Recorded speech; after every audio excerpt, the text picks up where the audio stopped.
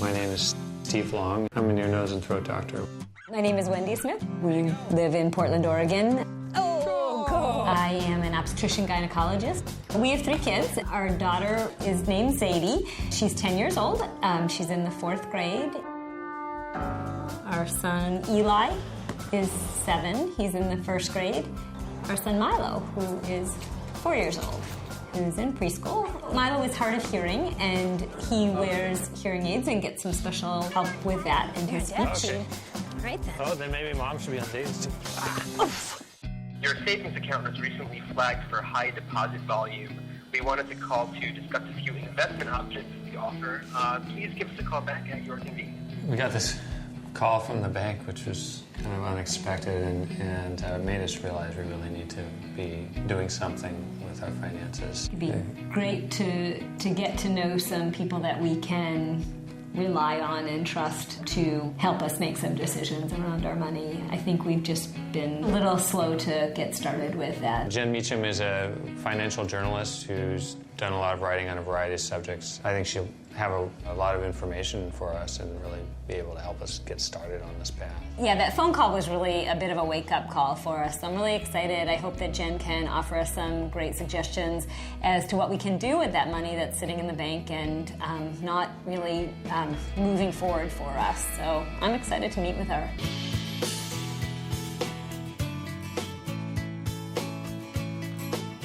We're about to meet with Jen Meacham,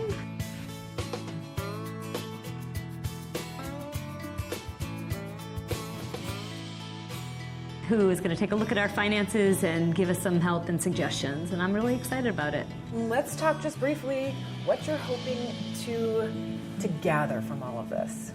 Yeah, I think I feel like we need to just get a little more organized with our finances. We've got a lot of money sitting in the bank, and we don't have anything to do with it and feel like it should be doing something else besides sitting in the bank. We are just starting to think more and more about where we want to be in 10 years and taking care of our kids and making sure that our family is set for that time and now. So you're looking at a 10-year plan? Maybe 20. Okay.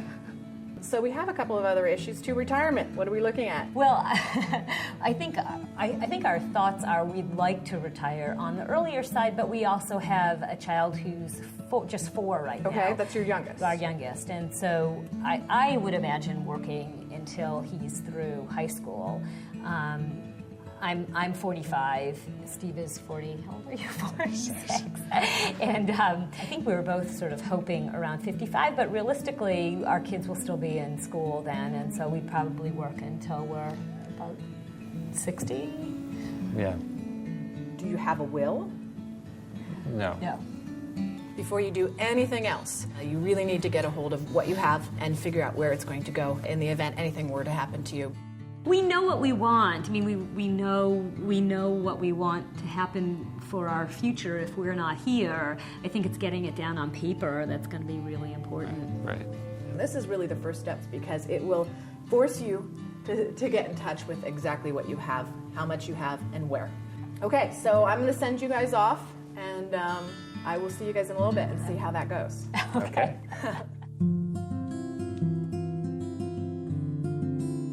Well, about 7 years ago, we met with an attorney to write up a will, and actually got pretty far. I mean, she had written up a will and was really at the point of just wanting us to read it over, and just kind of got buried under a pile of things, and we never completely got through it. I was sure part of it maybe just kind of facing death and kind of having to talk about that.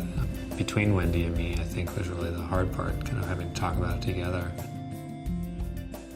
Well, I don't recommend that you use only a will to do your estate planning. I really want to advise you guys to use a revocable living trust.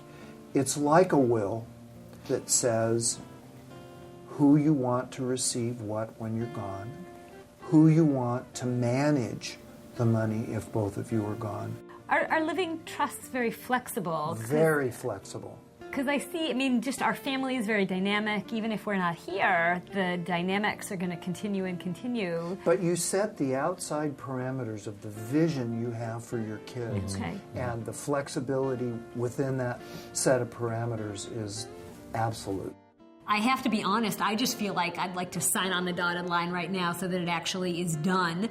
When we do an estate plan, we always want to be certain that when we're finished, you have powers of attorney and healthcare advance directives for incapacity planning. I think it gets kind of personal to be talking about, how you're going to take care of your spouse if your spouse is incapacitated. I think that's something that has been hard for us to broach with one another.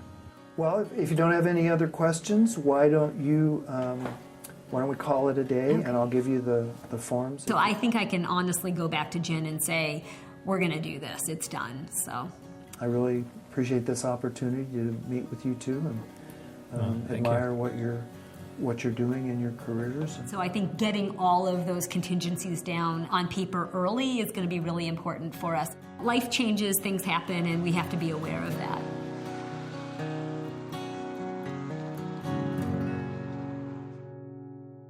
Next on The Invested Life, Jen sends Steve and Wendy to meet with an investment specialist who can help define the ins and outs of a balanced portfolio.